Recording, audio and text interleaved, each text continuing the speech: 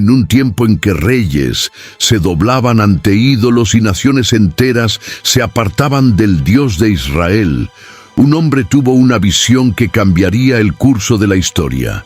No era un rey, ni un sacerdote, sino un profeta solitario, con palabras que ardían como fuego y silencios que escondían secretos milenarios. Su nombre era Isaías. Dicen que vio el trono de Dios, habló con serafines y anunció el nacimiento de un Mesías mucho antes de que cualquier discípulo hubiera caminado con Jesús. Pero hay algo que pocos conocen. Entre las profecías declaradas públicamente, había una que fue silenciada, enterrada, olvidada, tal vez incluso escondida. ¿Por qué? ¿Quién temía ese mensaje? ¿Y qué exactamente vio Isaías, que hizo temblar incluso a los poderosos? Y mientras esa profecía permanecía oculta, generación tras generación leía sus palabras sin percibir lo que estaba entre líneas.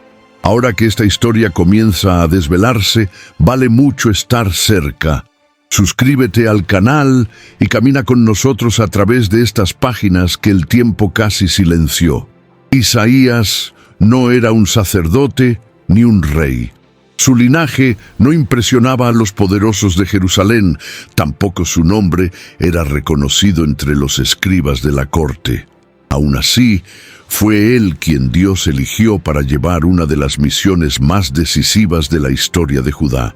En una época en que los profetas competían con adivinos, astrólogos y falsos visionarios, la voz de Isaías resonaría como un trueno silencioso, desconcertando tanto al pueblo como a los líderes que preferían escuchar promesas de paz en lugar de advertencias celestiales. Él surge en la escena bíblica durante el reinado de Usías, un periodo de aparente prosperidad, pero de decadencia espiritual profunda. La vocación de Isaías no vino por medio de un llamado político, sino por una experiencia sobrenatural que redefiniría su identidad para siempre. Mientras muchos estaban ocupados con las festividades religiosas del templo, Isaías tuvo una visión del trono de Dios, y allí comprendió que su papel no sería solo anunciar palabras, sino cargar el peso de la presencia divina en medio de un pueblo insensible. En aquel tiempo, ser profeta no era sinónimo de influencia, sino de rechazo. El llamado que le fue dado no prometía confort, sino valentía. La misión no era popular, sino necesaria. Isaías, aun siendo un hombre común, fue revestido de una autoridad que desafiaba la lógica humana. Lo más sorprendente es que fue convocado para profetizar a una generación que no escucharía. El mensaje que saldría de sus labios encontraría corazones endurecidos, líderes obstinados y multitudes entorpecidas por la religión sin arrepentimiento. A diferencia de otros profetas que veían resultados inmediatos, Isaías fue instruido a hablar aún sabiendo que sus palabras serían ignoradas, pues el juicio divino ya estaba en curso. En su experiencia personal, vemos un retrato de cómo Dios actúa. Elige personas improbables para misiones imposibles, no para agradar a los oyentes, sino para cumplir propósitos eternos. A pesar de la oposición, Isaías no retrocedió. Al contrario, su ministerio se extendió por décadas, atravesando los reinados de 4 reyes de Judá. Se convirtió en un punto de estabilidad profética en tiempos de inestabilidad política. Su fidelidad al mensaje divino lo convirtió en un espejo de valentía para generaciones futuras. Mientras los palacios se llenaban de consejeros aduladores, Isaías permanecía firme, diciendo lo que necesitaba ser dicho, aunque eso significara su aislamiento. El llamado que recibió en ese primer momento no fue solo una misión temporal, sino un sello que moldearía toda su vida. Esta introducción al profeta nos lleva a una pregunta inevitable. ¿Hasta qué punto estamos dispuestos a obedecer el llamado de Dios, incluso cuando sabemos que el camino será solitario y arduo? Isaías nos enseña que el valor de la misión no está en la aceptación del público, sino en la obediencia al Eterno. Y es con este espíritu que nos sumergimos más profundamente en la historia que pocos conocen por completo. Una narrativa repleta de encuentros con lo sagrado, advertencias veladas y promesas ocultas que atraviesan siglos hasta resonar en las palabras de Cristo. Fue en el año de la muerte del rey Usías que Isaías vio al Señor sentado sobre un alto y sublime trono. La muerte de este rey marca más que el fin de un reinado, representa el colapso de una confianza nacional. Usías había sido un monarca estable, militarmente fuerte y políticamente eficaz, pero su arrogancia lo llevó a usurpar funciones sacerdotales y como consecuencia fue herido por lepra, viviendo aislado hasta el final de sus días. El trono terrenal estaba vacío, pero el trono celestial permanecía ocupado. La visión de Isaías en el templo revela la verdadera autoridad sobre Judá, contrastando la inestabilidad de los hombres con la soberanía inmutable de Dios. En aquella visión, Isaías no vio solo la gloria de Dios, vio a los serafines, seres ardientes que proclamaban incesantemente: «Santo, santo, santo es el Señor de los ejércitos, toda la tierra está llena de su gloria». La atmósfera era de reverencia absoluta. El templo temblaba, el humo llenaba el ambiente y el profeta fue tomado por un temor reverente. No había espacio para orgullo o presunción. Ante la santidad divina, Isaías reconoció inmediatamente su condición. «¡Ay de mí! Estoy perdido». La visión fue un divisor de aguas. Ya no podría ver el mundo de la misma manera. Una vez que se contempla la santidad de Dios, toda la realidad a su alrededor se transforma. La muerte de Usías, por lo tanto, abre camino para un nuevo tipo de liderazgo espiritual. Dios no buscaba sustitutos humanos para el trono, sino representantes fieles de su palabra. El caos en el trono de Judá solo servía para destacar la estabilidad del gobierno celestial. Isaías fue purificado con un carbón encendido sacado del altar, un gesto simbólico que preparaba su boca para proclamar verdades que cortarían como espada. El fuego no destruyó, sino que consagró. Esta purificación muestra que ningún mensajero está apto hasta que sea tocado por el propio Dios. Es curioso notar que, aún ante una experiencia tan abrumadora, Isaías aún escuchó la pregunta divina: ¿a quién enviaré? ¿Y quién irá por nosotros? Dios, que todo puede, elige actuar mediante voces humanas. Isaías responde con valentía: «Aquí estoy, envíame a mí». Su disponibilidad no nace de la confianza en sí mismo, sino de la certeza de que aquel que llama también capacita. El llamado es un acto de rendición, no de autopromoción. Y es precisamente esta entrega la que convierte a Isaías en una figura tan singular entre los profetas. Esta escena inicial no es solo el punto de partida de un ministerio, sino la clave interpretativa de todo lo que vendrá después. La santidad, la gloria y la justicia de Dios moldean cada palabra de Isaías. Y a medida que el profeta camina entre reyes y ejércitos, lleva consigo la memoria viva de aquel trono eterno. Nada de lo que ocurrirá en Judá, por más aterrador que sea, podrá derribar a aquel que ya vio al Señor en su majestad. Este es el fundamento de la autoridad profética que Isaías lleva durante los años siguientes. La visión de Isaías no fue solo de Dios entronizado, sino también de los serafines, criaturas que sirven directamente en la presencia divina. Sus rostros cubiertos y pies escondidos demuestran reverencia, mientras que sus voces proclaman la santidad del Señor. Estos seres no hablan de poder, sino de pureza. No están en batalla, sino en adoración. Es en este escenario que Isaías comprende que su mayor necesidad no es de poder, sino de purificación. El contraste entre su impureza y la perfección celestial lo lleva al colapso interior.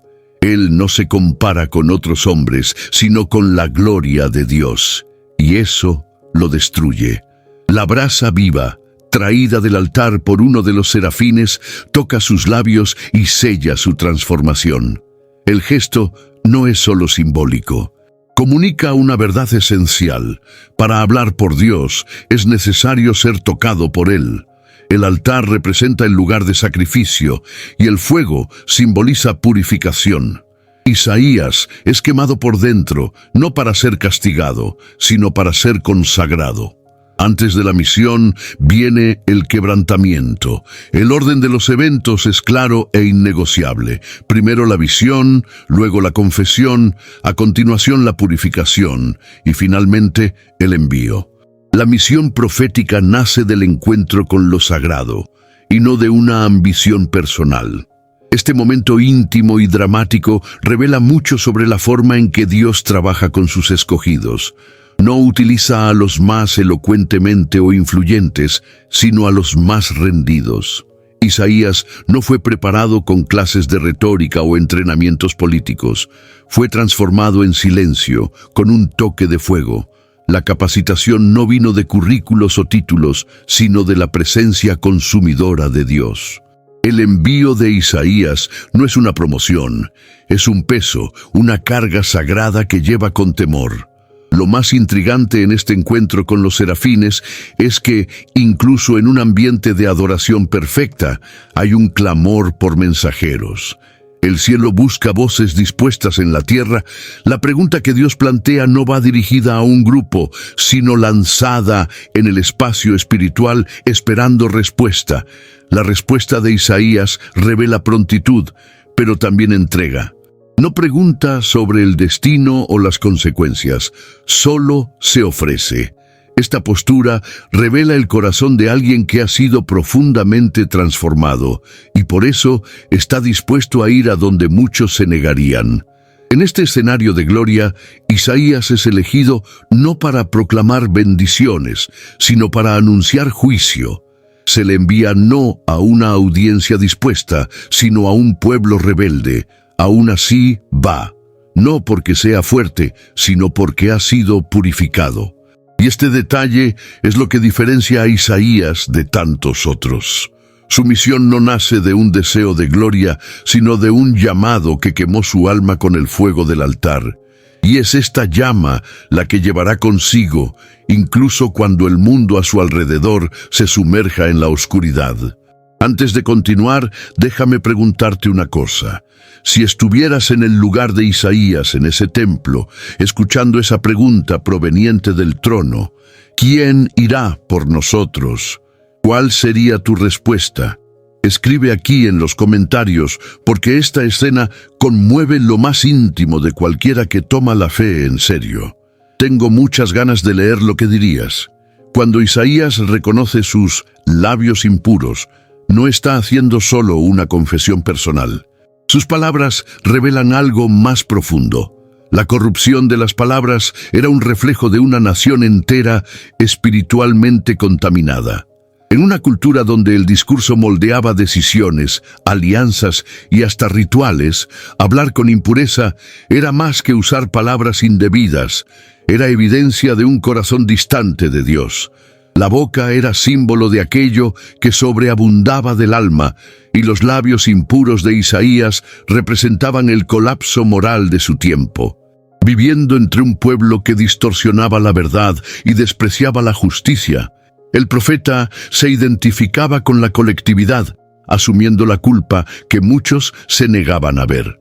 La conciencia de su condición no lo llevó a la fuga, sino al clamor por purificación. Este es un punto esencial. Muchos se conforman con su realidad espiritual, pero Isaías, al vislumbrar la gloria divina, no tuvo otra reacción que romper con toda pretensión religiosa. Sabía que su papel como portavoz exigiría más que elocuencia, exigiría santidad. El toque de la brasa ardiente, entonces, vino como respuesta al reconocimiento sincero de su necesidad. No hubo negociación, ni justificaciones, solo quebrantamiento. Y fue esta sinceridad la que abrió espacio a la acción transformadora de Dios. Hay un detalle que merece atención. Isaías no fue reprendido por su confesión. Por el contrario, fue inmediatamente purificado. Esto revela un principio atemporal. Dios no rechaza a los que se humillan. La misma mano que podría juzgar, purifica. Esta acción rápida muestra el anhelo divino por restaurar, no destruir. Y este patrón se repite en diversas otras pasajes bíblicas, como en el Salmo 51, cuando David clama por un corazón puro, o en Juan capítulo 1, versículo 9, donde leemos que si confesamos nuestros pecados, Él es fiel y justo para perdonarnos y purificarnos de toda injusticia. El secreto que muchos ignoran está en este detalle. Isaías solo se convirtió en un verdadero instrumento de Dios después que reconoció su indignidad. No fue el talento lo que lo calificó, sino la humildad. La generación de su tiempo necesitaba profetas que se doblaran ante Dios antes de levantarse ante los hombres. Y en este sentido, Isaías se convirtió en un ejemplo raro. Fue moldeado primero en el altar, no en los palacios. En los días actuales, donde las palabras se han convertido en armas y las opiniones se lanzan sin filtro, el ejemplo de Isaías invita a la introspección. ¿Qué tipo de voz hemos sido en medio del caos? El profeta nos enseña que antes de proclamar cualquier mensaje, necesitamos someter nuestra boca al fuego purificador del altar, porque solo quien ha sido quemado por Dios puede hablar en su nombre con autoridad. La misión profética de Isaías, diferente de lo que muchos imaginan, no era suavizar los corazones, sino exponer su dureza. Poco después de aceptar el llamado, Dios le revela una tarea extraña. Debía hablar a un pueblo que oiría, pero no entendería, que vería, pero no percibiría. Esta declaración, registrada en Isaías capítulo 6, del versículo 9 al 10, es una de las más intrigantes de toda la Biblia. ¿Cómo puede Dios enviar a un profeta sabiendo que su mensaje no será recibido? La respuesta está en la naturaleza del juicio divino. A veces, el anuncio de la verdad no tiene como objetivo el arrepentimiento inmediato, sino la revelación del estado real del corazón humano. Esta orden revela el juicio silencioso que pesaba sobre Judá. La predicación de Isaías, en lugar de ablandar, revelaría la podredumbre que ya existía. Era como encender la luz en una habitación oscura y notar que el moho ya había tomado las paredes. Dios no estaba endureciendo al pueblo a la fuerza. Simplemente estaba dejando claro cuánto sus corazones ya estaban insensibles. La religiosidad se había convertido en una rutina vacía. Los rituales continuaban, pero la esencia espiritual había desaparecido. Las palabras del profeta funcionarían como un espejo que nadie quería enfrentar. Es curioso notar que Isaías, incluso ante esta revelación, no retrocedió. No pidió cambiar de misión ni intentó suavizar el mensaje. Esto demuestra la madurez espiritual que brotó de la visión del trono celestial. Isaías comprendía que obedecer era más importante que ser aceptado. Su predicación sería una sentencia, no un consuelo, y aún así fue fiel. En tiempos donde el éxito se mide por la cantidad de aplausos, Isaías nos recuerda que, en el reino de Dios, la fidelidad pesa más que los resultados visibles. Esta palabra también resuena en el ministerio de Jesús. Cuando él usó esta misma cita de Isaías para explicar por qué hablaba por parábolas, estaba apuntando al mismo principio. El corazón del hombre muchas veces se cierra voluntariamente a la verdad. La dureza no nace de la falta de revelación, sino del rechazo a la luz que ya fue dada. Y eso hace que la misión profética sea aún más necesaria, ya que revela quién está dispuesto a oír, incluso cuando la verdad duele. Ante este escenario, la misión de Isaías se convierte en un retrato de muchos que hoy hablan, pero parecen no ser oídos. Su experiencia nos fortalece para continuar proclamando, aun cuando las respuestas parecen escasas.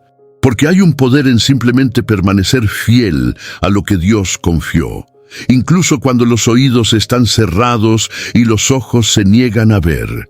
Ya al comienzo de su ministerio, Isaías recibe una revelación que hería profundamente el orgullo nacional de Judá. La tierra sería desolada, las ciudades quedarían vacías y el pueblo sería llevado al exilio. Era un mensaje sombrío que no agradaba a los religiosos de la corte ni a los consejeros del rey. Muchos querían escuchar promesas de victoria y restauración, pero Isaías, como eco de la verdad divina, necesitaba anunciar destrucción. Sus palabras no eran populares, sino urgentes. Lo que decía enfrentaba directamente el estilo de vida cómodo y la falsa seguridad construida sobre tradiciones religiosas sin arrepentimiento. La resistencia a su mensaje fue inmediata. Isaías no era un agitador político, pero sus profecías sonaban como amenazas al poder establecido. Hablaba de invasiones, de juicio y de una viña que Dios plantó, pero que solo produjo uvas bravas. Esta alegoría, presente en Isaías capítulo 5, revela la decepción divina con el pueblo que había sido separado para reflejar su gloria, pero que prefirió seguir sus propios caminos. No se trataba solo de idolatría, era injusticia, corrupción, lujuria, opresión a los pobres y distorsión del derecho. Y cuando la voz profética denuncia esos pecados, los oídos prefieren cerrarse. Isaías sabía que su palabra causaría incomodidad, pero no retrocedió.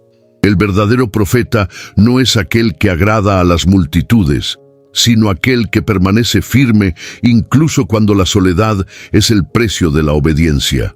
Denunció las fiestas vacías, los ayunos hipócritas y la adoración mecánica que ya no tocaba el corazón de Dios.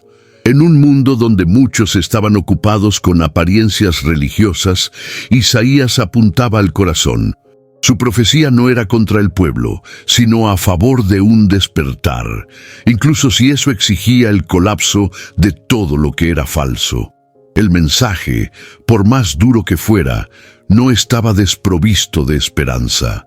En medio del anuncio de destrucción, Isaías oía de Dios que aún quedaría un tocón, una semilla santa que permanecería.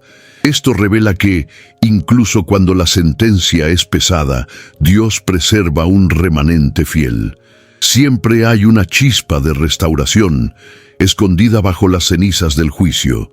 Pero para que esta esperanza se manifieste, el orgullo debe caer y las estructuras humanas deben ser sacudidas. La profecía que nadie quería oír era exactamente la palabra que Judá más necesitaba. Y tal vez este sea un espejo para nuestros días. En tiempos de mensajes diluidos y espiritualidad superficial, el clamor de Isaías aún resuena. Es mejor escuchar ahora la voz del juicio y ser transformado, que continuar sordo y cosechar más tarde las consecuencias del silencio. En el apogeo de la tensión política entre Judá, Israel y Siria, Isaías surge ante el rey Acaz con una propuesta inesperada: confiar en Dios en lugar de alianzas militares. El rey, temiendo ser destruido por los enemigos del norte, considera aliarse con Asiria, un imperio pagano y opresor. En este contexto, Isaías ofrece una señal divina: el nacimiento de un niño. Las palabras «He aquí que la Virgen concebirá y dará a luz un hijo, y llamará su nombre Emanuel», Isaías capítulo 7, versículo 14, no solo anuncian un nacimiento milagroso, sino que apuntan a una realidad mucho más amplia: Dios presente en medio del caos humano. Acaz, dominado por el miedo y la incredulidad, rechaza la señal. La incredulidad del rey contrasta con la firmeza del profeta, que insiste. Incluso sin el permiso del trono terrenal, Dios enviará una señal del cielo. Este niño, llamado Emanuel, sería un recordatorio vivo de que Dios no abandona a su pueblo, incluso cuando los reyes fallan. El nombre Emanuel, que significa Dios con nosotros, no era solo una promesa mesiánica futura, sino también una reprimenda al presente. Acaz había elegido confiar en los hombres, pero Dios había decidido caminar con los suyos. El nacimiento del niño, en el tiempo inmediato, pudo haber sido una señal local, tal vez un niño nacido en la casa real o en la línea de David, pero su mensaje resuena más allá de ese momento histórico. Isaías no está tratando solo de política, sino de teología. Él muestra que la verdadera ayuda no viene de los caballos y carros de guerra, sino de la presencia divina que se manifiesta en la fragilidad humana. Un bebé sería el estandarte de la liberación y no una alianza militar. Esto ya era un escándalo para los estándares de esa época.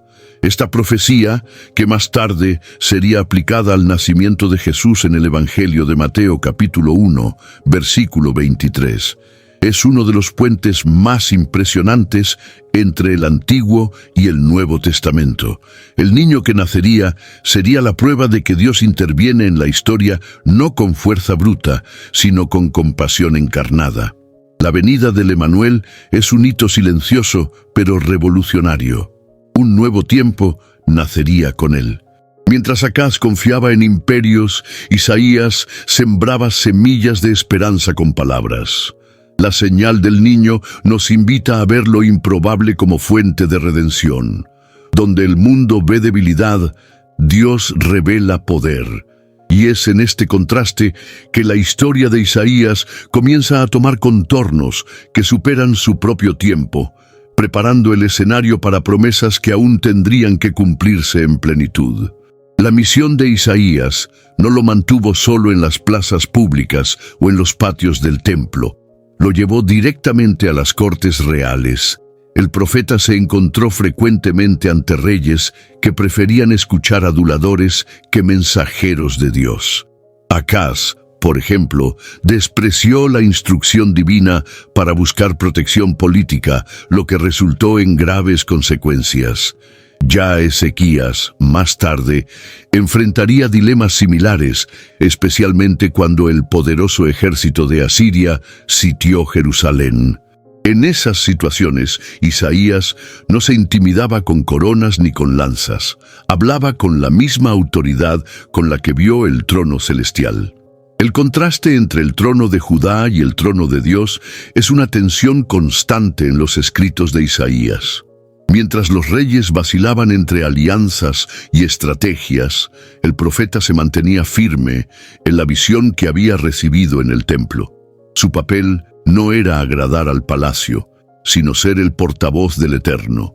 En varias ocasiones, Isaías confrontó decisiones políticas desastrosas, advirtiendo que confiar en naciones extranjeras era lo mismo que rechazar al propio Dios. Este enfrentamiento puede verse en Isaías capítulo 30, donde denuncia con vehemencia la alianza hecha con Egipto, llamándola confianza en sombra que pasa. El profeta sabía que pisaba terreno peligroso. Cuestionar decisiones reales, en esa época, podría costar la vida. Aún así, no retrocedió. Había algo en su alma que pesaba más que el miedo. La responsabilidad de preservar la alianza entre Dios y su pueblo. No veía a los reyes como figuras absolutas, sino como administradores falibles ante el verdadero rey de toda la tierra. Esta audacia profética hizo de Isaías un espino en las decisiones del trono, pero también un ancla espiritual cuando el caos amenazaba con engullirlo todo. Cuando Sennacherib, rey de Asiria, marchó contra Jerusalén, fue la palabra de Isaías la que fortaleció el corazón de Ezequías. El profeta declaró que Dios defendería la ciudad y que el enemigo no entraría allí. Contra toda lógica militar, la profecía se cumplió. Un ángel del Señor hirió al ejército asirio y Jerusalén fue salvada. Esta intervención está registrada en Isaías capítulo 37 y sirve como un recordatorio dramático de que la obediencia al profeta puede revertir incluso el escenario más sombrío. Isaías enfrentó reyes, pero nunca con arrogancia. Sabía que su autoridad venía del cielo, no de sí mismo. Su osadía era fruto de un corazón rendido, no de vanidad personal. Y por eso, incluso entre los tronos inestables de la tierra, permaneció inquebrantable. El profeta que vio al Señor exaltado por encima de todos los reinos, jamás se inclinaría ante las vanidades del poder humano. La presencia del imperio asirio planeaba sobre Judá como una sombra amenazadora. Los relatos de sus campañas militares estaban marcados por crueldad, destrucción y terror psicológico. Ciudades eran arrasadas, poblaciones deportadas, y reyes que resistían eran humillados públicamente. Era natural que los líderes de Judá temieran a ese enemigo colosal. Pero mientras el pánico se extendía, Isaías permanecía tranquilo. Él sabía que ninguna fuerza humana podía prevalecer contra la voluntad del Dios de Israel. Su resistencia era espiritual, fundamentada no en estrategias militares, sino en la confianza inquebrantable en la soberanía divina. Isaías advertía que el miedo del imperio podía ser más destructivo que el imperio en sí. El problema no estaba solo en las fuerzas externas, sino en la fragilidad interna. Judá estaba dividido entre la fe y la política, entre el altar y el trono, entre la confianza en Dios y la dependencia de alianzas extranjeras. El profeta denunciaba ese corazón dividido con vehemencia. En Isaías capítulo 8, él afirma: «No llaméis conspiración a todo lo que este pueblo llama conspiración, al Señor de los ejércitos, a Él santificad». En otras palabras, Isaías llamaba al pueblo a temer a Dios y no a los hombres. Este mensaje era como un grito de lucidez en medio de la histeria colectiva. Mientras los consejeros del rey se reunían para planear acuerdos diplomáticos, Isaías se retiraba para escuchar la voz del Señor. Él sabía que una guerra espiritual se libraba tras bambalinas de la historia. El verdadero enemigo no era solo Asiria, sino la incredulidad que paralizaba a la nación. La resistencia de Isaías se hacía con palabras, con fe, con ayuno y con la convicción de que Dios no había abandonado Jerusalén, incluso cuando todo parecía perdido. El momento más emblemático de esta resistencia fue la invasión de Senaqueribe. Las amenazas del Rabsaqué, comandante asirio, resonaron como flechas contra la fe de Judá. Pero Isaías se mantuvo firme. Él envió un mensaje al rey Ezequías asegurando que el invasor no tendría éxito. Y como se menciona en Isaías capítulo 37, en la noche siguiente el ejército asirio fue destruido de forma sobrenatural. Este episodio no solo salvó la ciudad, sino que solidificó el papel de Isaías como guardián de la fe en tiempos de desesperación. Lo que aprendemos con esta resistencia es que el miedo puede llevarnos a tomar decisiones que nos alejan de Dios. Isaías nos desafía a confiar, incluso cuando todo a nuestro alrededor nos dice que cedamos. En tiempos en donde gigantes modernos amenazan nuestra paz, la postura del profeta sigue siendo actual. Es posible resistir, no con fuerza humana, sino con una fe que no se doblega ante las presiones de la historia. La superficie de la profecía de Isaías está, muchas veces, cubierta por palabras duras de condenación, pero detrás de cada sentencia hay capas ocultas de esperanza y redención. El profeta no era un anunciador de calamidades por placer, sino un cirujano del alma nacional. Sus palabras eran bisturíes espirituales, cortaban profundo, pero con el objetivo de curar. La denuncia era severa, pero nunca vacía. En Isaías capítulo 1, por ejemplo, justo después de condenar la hipocresía religiosa del pueblo, él extiende una invitación sorprendente: «Venid Y razonemos. Aunque vuestros pecados sean como la escarlata, se volverán blancos como la nieve. La justicia divina, aunque firme, no anulaba la misericordia. Esta tensión entre juicio y gracia es uno de los rasgos más profundos de su mensaje. Cuando Isaías hablaba sobre la viña infructífera, no solo estaba describiendo el fracaso de una generación, sino lamentando la ausencia de frutos donde hubo tanto investimento divino. La tristeza de Dios era casi palpable en las palabras del profeta. Él revelaba el corazón de un padre que había preparado todo con cuidado, levantó cercas, cavó lagar, limpió el suelo, y aún así cosechó rebeldía. Cada palabra de juicio, por lo tanto, cargaba el dolor de un amor rechazado. Otro aspecto importante es que muchas de las advertencias de Isaías tenían un tono enigmático. Sus mensajes a menudo mezclaban el presente con el futuro, lo inmediato con lo escatológico. El profeta veía más allá de los muros de Jerusalén. Él percibía las implicaciones espirituales detrás de los eventos políticos, y sus palabras, muchas veces incomprendidas en el momento, solo tendrían sentido décadas o siglos después. Isaías hablaba a su tiempo, pero también al nuestro.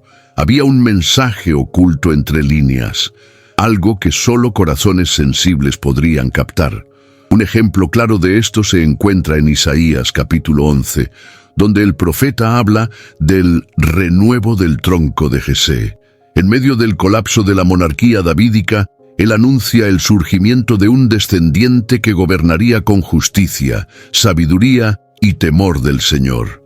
Este renuevo no era solo un heredero político, sino una anticipación mesiánica. La misma boca que anunció juicio contra los reyes de Judá también profetizó la llegada de un rey perfecto, el Mesías. Esto muestra que Isaías no solo destruye, sino que planta promesas en el suelo quemado por el pecado. La lectura atenta de sus palabras nos enseña a buscar los tesoros escondidos, incluso en los textos más áridos. El mensaje de Isaías exige más que entendimiento intelectual. Requiere discernimiento espiritual. Pues mientras el mundo escucha solo castigo, los que tienen oídos abiertos por la fe logran percibir la melodía de la gracia sonando detrás del trueno del juicio. Entre todas las profecias de Isaías, nenhuma é tão comovente e enigmática cuanto a que describe al siervo del Señor. En un conjunto de poemas conocidos como los Cánticos del Siervo, Isaías presenta una figura que, aunque rechazada, será instrumento de salvación. El ápice de este misterio aparece en Isaías capítulo 53, donde describe a alguien que sería despreciado, traspasado por nuestras transgresiones y molido por nuestras iniquidades. Pero lo más sorprendente es que este sufrimiento no sería accidental, sería voluntario y redentor. La imagen del siervo no se ajustaba a las expectativas de la época. Los judíos esperaban un Mesías guerrero que liberara a Israel por medio de la espada. Isaías, sin embargo, dibujaba un perfil completamente opuesto. Un hombre de dolores, familiarizado con el sufrimiento, que no abriría la boca ante sus opresores. Esta figura causaba incomodidad. ¿Cómo podría el ungido de Dios ser tratado como criminal? ¿Cómo entender que a través de sus heridas vendría la curación? El profeta estaba, una vez más, por delante de su tiempo, anunciando un plan divino que solo sería plenamente comprendido siglos después. La profundidad de este cántico supera cualquier explicación teológica simple. No es solo una descripción de sufrimiento, es una anatomía de la redención. El siervo lleva sobre sí el peso del pecado colectivo. No sufre solo por sí, sino en lugar de otros.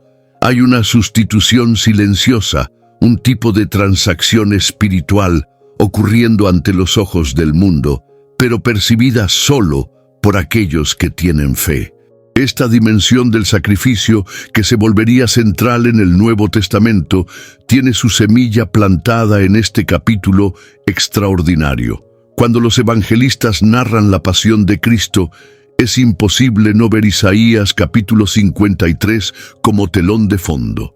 Cada detalle, desde el silencio de Jesús ante los tribunales hasta su crucifixión al lado de malhechores, resuena las palabras del profeta.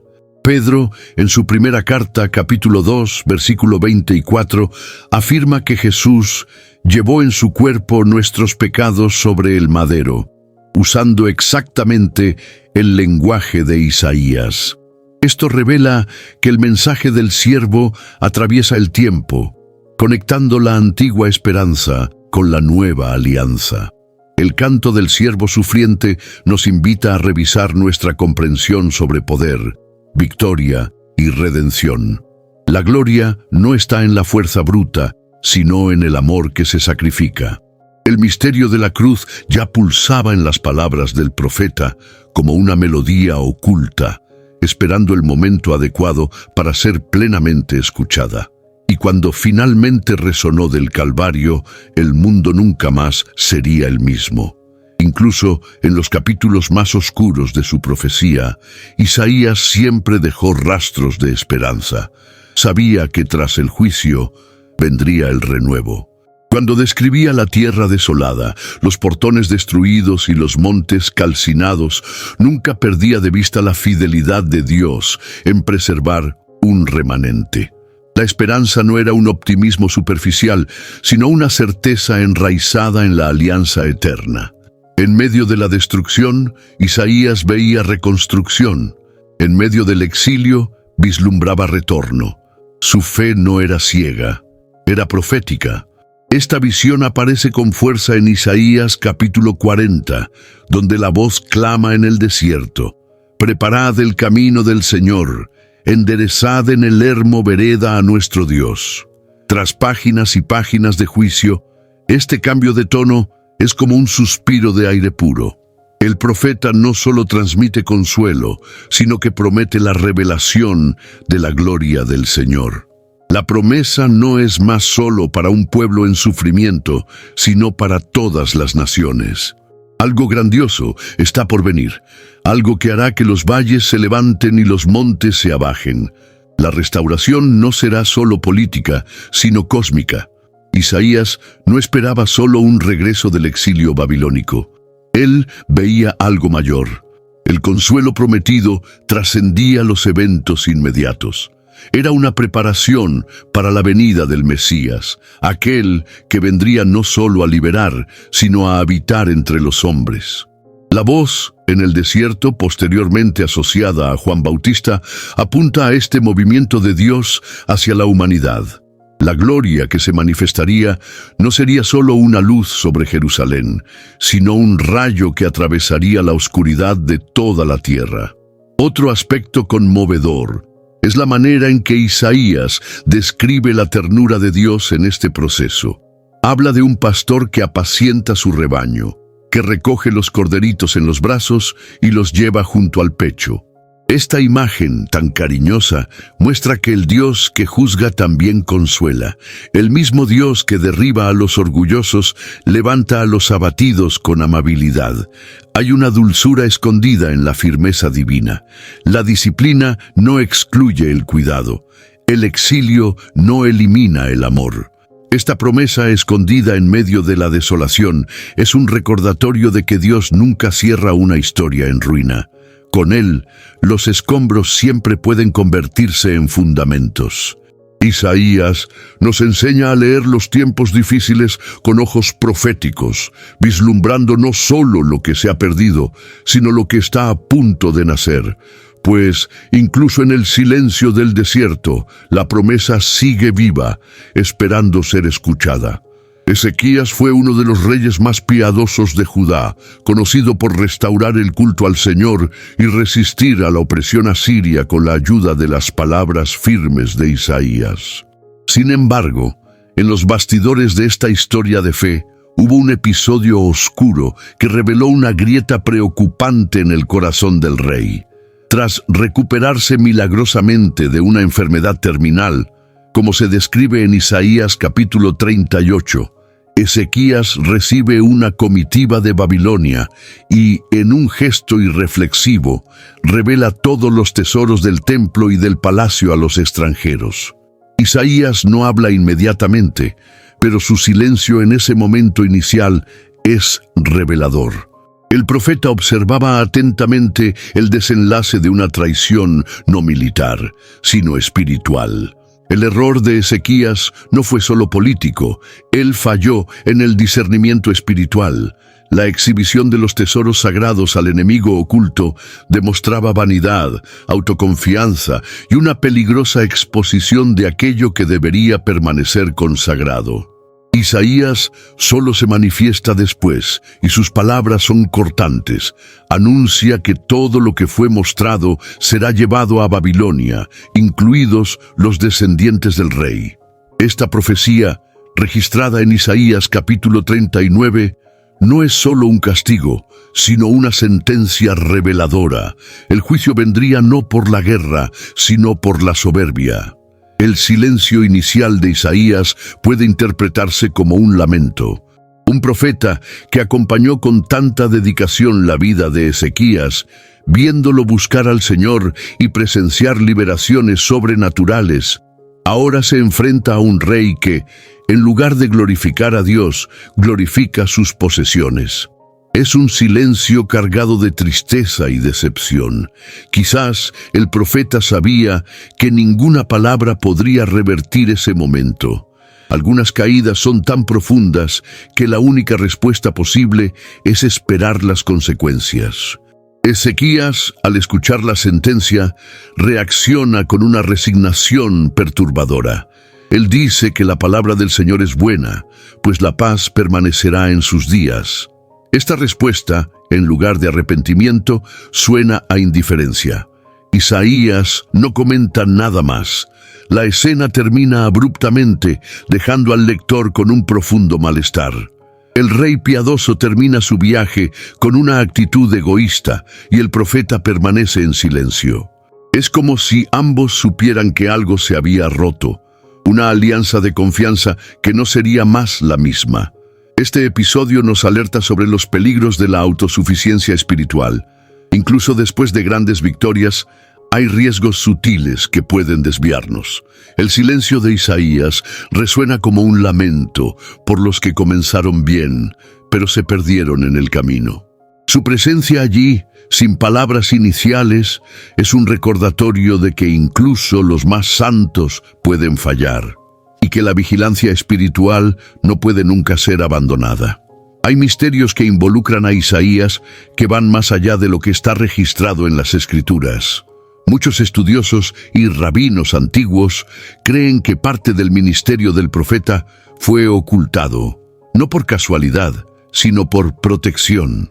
La grandeza de su mensaje, que atravesaba épocas y confrontaba imperios, despertaba no solo admiración, sino también resistencia. No es de extrañar que, durante siglos, parte de sus palabras se haya leído con cautela, especialmente por señalar con tanta claridad la figura del Mesías. Isaías no fue un profeta común. Se atrevió a escribir sobre cosas que aún estaban por suceder, con detalles que incomodaban a los poderosos. En el siglo XX, el descubrimiento de los manuscritos del Mar Muerto sacó a la luz un hallazgo sorprendente. Un pergamino completo de Isaías, más antiguo que cualquier otro conocido, fue encontrado prácticamente intacto.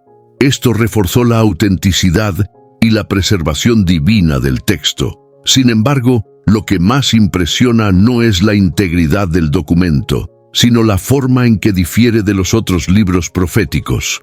Isaías es el único profeta cuyos escritos abarcan desde el juicio de Israel hasta la esperanza de las naciones, desde el nacimiento del Mesías hasta el nuevo cielo y la nueva tierra.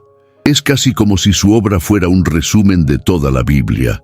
Algunas tradiciones judías afirman que Isaías tuvo visiones que no fueron registradas o que fueron escondidas por contener secretos sobre los tiempos finales. Aunque esto no tiene una comprobación textual sólida, el estilo enigmático de ciertos pasajes alimenta esta percepción. Hay textos que parecen interrumpidos de forma abrupta, como si hubieran sido veladamente interrumpidos por manos humanas o por el propio autor, consciente del peligro que corría. La profundidad de su visión sobrepasaba la capacidad de comprensión de su época, y quizás por eso algunas de sus palabras hayan sido deliberadamente protegidas. Esta idea de un manuscrito oculto no necesita ser literal para llevar un significado espiritual.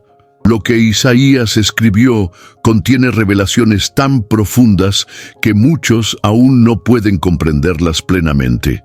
Hay capas de sabiduría, símbolos y profecías que solo son reveladas a quienes se acercan con fe y reverencia. En Isaías capítulo 29, versículo 11, el profeta ya hacía una crítica al pueblo que trataba la palabra de Dios como un libro sellado, lleno de letras, pero sin vida. El verdadero ocultamiento no está en los pergaminos, sino en los corazones cerrados. Lo que fue perdido, ocultado o velado, quizás aún esté para ser revelado en el tiempo adecuado. La historia de Isaías, incluso registrada con detalles, aún carga un velo de misterio, y quizás este misterio sea parte de la belleza de su misión. No entregar todas las respuestas de inmediato, sino provocar un anhelo profundo por algo mayor, por una revelación que solo el Espíritu puede desvelar. La imagen del pergamino sellado aparece en diversos pasajes bíblicos como símbolo de revelaciones que aún no pueden ser comprendidas plenamente. En el libro de Isaías, esta figura surge de manera sutil, pero poderosa. En Isaías capítulo 29, el profeta habla de un libro entregado a alguien que sabe leer, pero que no puede descifrar porque está sellado. Esta metáfora revela una generación que tiene acceso a las palabras de Dios, pero no tiene discernimiento espiritual para comprenderlas. El pergamino está frente a todos, pero pocos tienen ojos para ver lo que está realmente escrito. Sellar un pergamino, en la cultura antigua, significaba proteger algo de gran valor, algo destinado a ser revelado solo en el momento apropiado. El contenido era sagrado y su lectura dependía de autoridad y pureza. Isaías, con su sensibilidad profética, percibe que muchas verdades de Dios no son comprendidas por causa de la dureza de los corazones. No se trata de falta de acceso a la información, sino de ceguera espiritual. La generación de su tiempo oía, pero no entendía, veía, pero no percibía, como ya había sido dicho desde su llamado.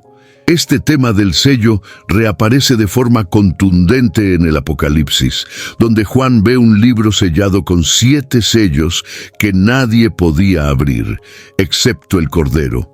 Apocalipsis, capítulo 5, versículo 5. La conexión es clara. Isaías sembró la semilla, y el libro del fin la cosecha. Lo que estaba oculto en Isaías se revela plenamente en Cristo. Lo que era sello ahora es llave. El misterio de la salvación, de la justicia y del juicio, escondido por siglos, encuentra su plenitud en aquel que es digno de abrir los secretos eternos. Isaías tal vez haya sellado algunas de sus visiones no por miedo, sino por obediencia. Algunos conocimientos no pueden ser lanzados de cualquier manera. Exigen madurez espiritual, reverencia y preparación. El profeta sabía que ciertas palabras, si se divulgan fuera de tiempo, podrían ser mal interpretadas o distorsionadas. Por eso, el sello es también un gesto de sabiduría, un compromiso con el tiempo divino, no con la curiosidad humana. Este momento simbólico del pergamino sellado nos invita a la paciencia profética. Ni todo lo que Dios revela es para el ahora. Algunas promesas, visiones y palabras solo se abren con el madurez de la fe. Isaías nos enseña que hay belleza en esperar por el momento adecuado de la revelación y que hasta entonces nos corresponde guardar con celo lo que ya nos ha sido confiado. Entre las palabras más conocidas de Isaías está la que anuncia una voz clamando en el desierto, preparando el camino del Señor.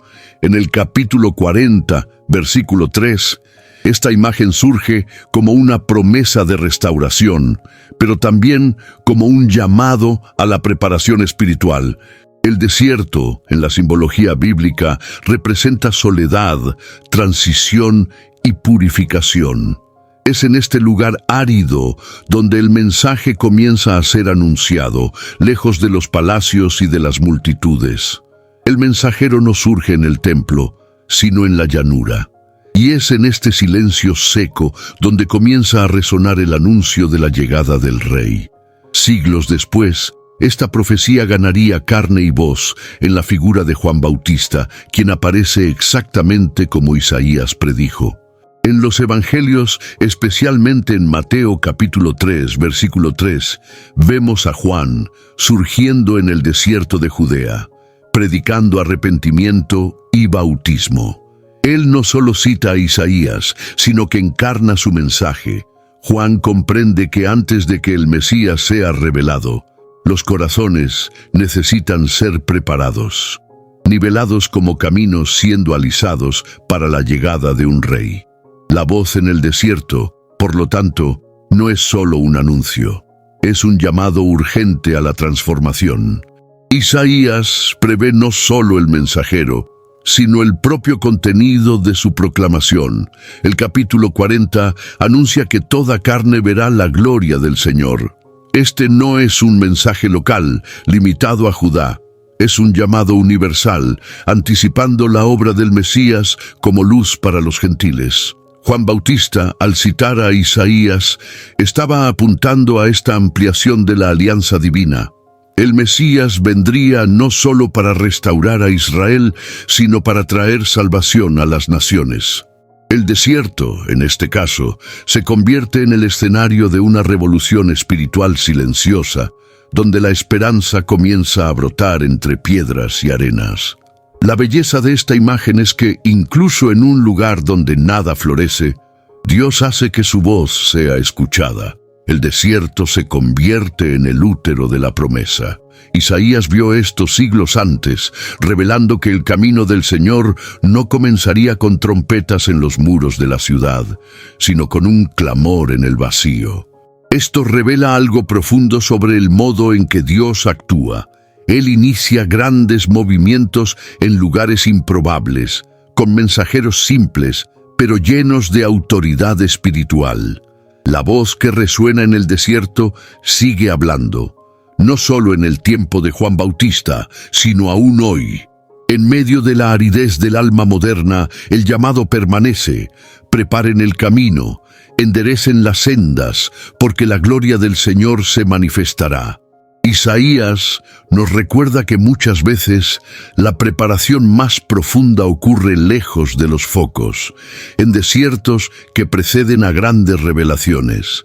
La grandeza de las palabras de Isaías es tan impresionante que los evangelistas las utilizaron como cimiento para explicar quién era Jesús. Sus profecías, antes consideradas selladas, se convirtieron en luz para comprender los signos, milagros y enseñanzas del Mesías. Sin embargo, lo más impactante es percibir que muchos en su época, e incluso en los días de Jesús, aún no lograban ver. Las palabras del profeta habían sido silenciadas en los corazones, aunque estaban registradas en las Escrituras. La profecía no estaba ausente, estaba ignorada. En el Evangelio de Juan, capítulo 12, versículo 38, el apóstol cita directamente a Isaías, capítulo 53. Señor, ¿quién creyó en nuestra predicación y a quién fue revelado el brazo del Señor? Juan afirma que incluso ante los signos, muchos no creyeron en Jesús, cumpliendo exactamente la palabra que Isaías había dicho siglos antes. Este reencuentro entre el Antiguo y el Nuevo Testamento demuestra cómo la profecía de Isaías fue viva, poderosa y, al mismo tiempo, rechazada por muchos. El mensaje estaba allí, claro, pero el pueblo no estaba dispuesto a ver. El motivo de este rechazo no era solo intelectual, sino espiritual. Isaías había dicho que Dios cerraría los ojos y endurecería los corazones, no como un acto arbitrario, sino como consecuencia de la constante negativa a la verdad. Aquello que debería ser revelación se convertía en oscuridad para los que no deseaban la luz.